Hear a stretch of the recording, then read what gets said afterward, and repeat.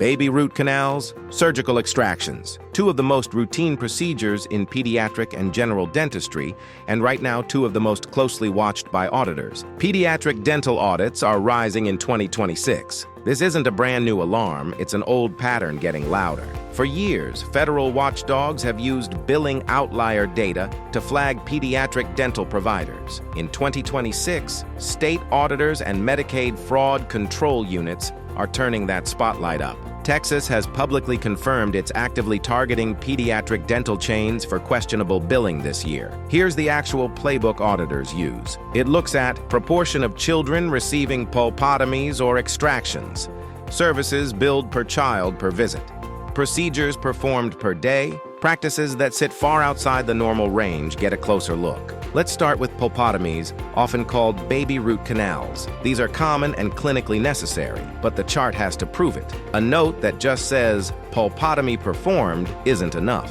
Auditors want to see it all documented: diagnosis, pulp exposure findings, vitality testing, material used.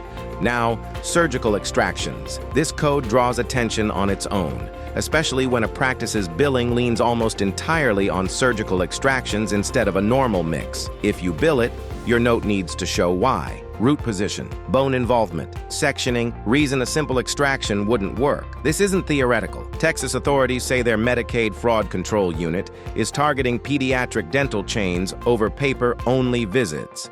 Exams billed, but never performed by a dentist. Separately, Texas auditors flagged widespread misuse of oral evaluation codes in pediatric dental billing this year.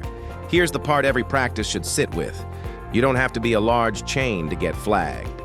A single code that dominates your billing mix, thin documentation, or a pattern that looks unusual compared to your peers can be enough to trigger a review, no matter your size. So what should your practice do now? Self-audit your charts. Diversify your code mix where clinically appropriate. Tighten your narrative requirements. Train your team on documentation. Run an internal self-audit before an outside auditor does it for you. Strong documentation isn't just good practice anymore. It's your best defense. Pulpotomies and surgical extractions aren't going away, and neither is the scrutiny around them. The practices that stay ahead write the note like an auditor is already reading it. Stay documented, stay defensible. Grow with Capline. Talk to our experts today, 888-444-0604. Subscribe for more tips on dental updates and practice growth.